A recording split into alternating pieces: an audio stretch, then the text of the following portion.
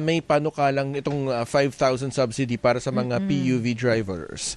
Kung kasama ba yung TNVS dito, kausapin natin ang Pangulo ng Metro Manila Council at National President ng League of Cities of the Philippines, si San Juan Mayor Francis Zamora. Magandang hapon po, Mayor Francis. Yes, magandang hapon po at maraming salamat po sa pag-imita sa inyong programa. Opo, meron po kayong meron pong subsidy para doon, yung 5,000 pesos na subsidy para sa mga PUV drivers. Ano po yung mechanics nito? At saka ano na po yung napag-usapan sa Metro Manila Council?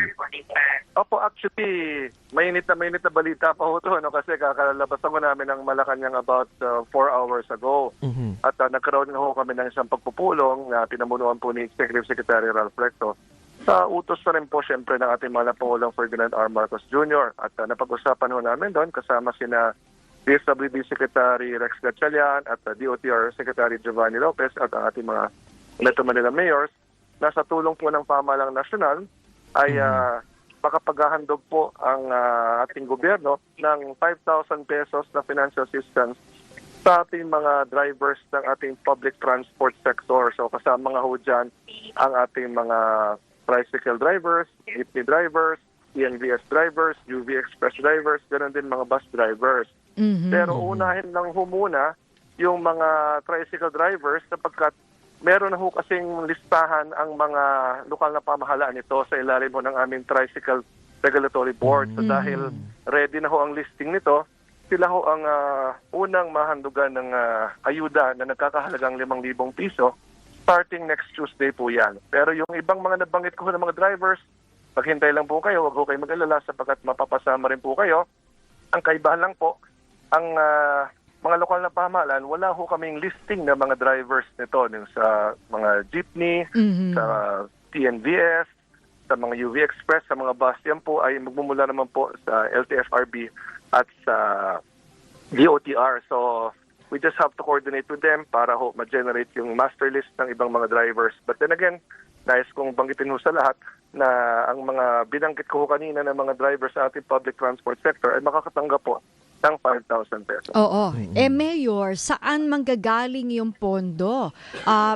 Per Ayan po. LGU yan. So may dadivert din ba na funds o malilihis na nakalaan sana sa iba para nga ipanggastos dito?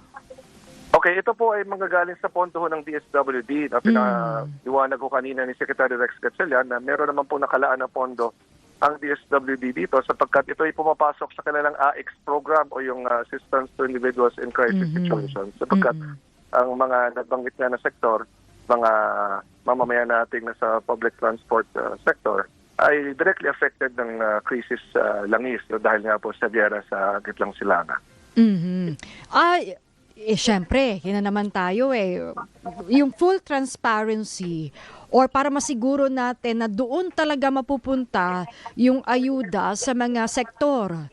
Tulad nung sabi nga natin, mauna dyan sa mga drivers natin, yung kumbaga ay malinis yung database, hindi papasukan ng mga scam o baka may magbulsa ng pondo. Okay.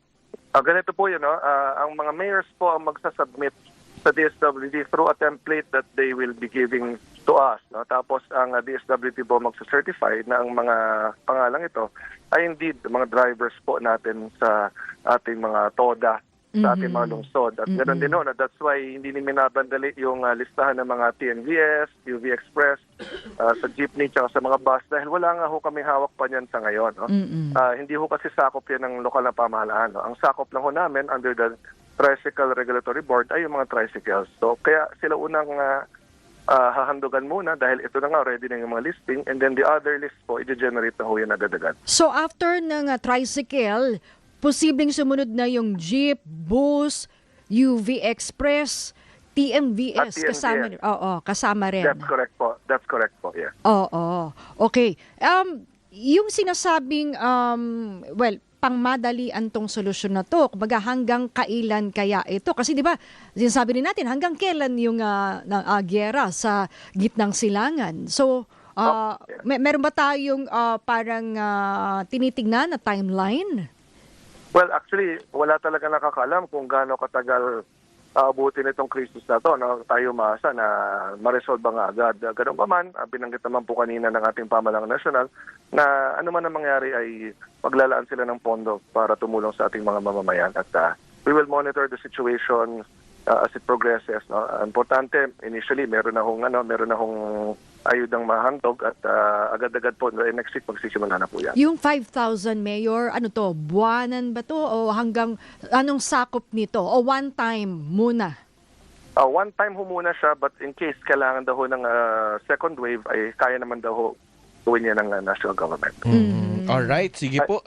Yes, Mayor, may opo. No, I just wanted to say I'm about to board the airplane. Oo nga po. Tinatawag Actually, na ako lang na tinatawag opo. na ako ng Sige po. ng staff. Pasensya na po. Sige po, maraming salamat, Ingat, Mayor. ingat ha, at salamat, Mayor. Oo, Mayor. Maraming Salamat, salamat ingat po. Bye-bye. Thank you po. Thank you.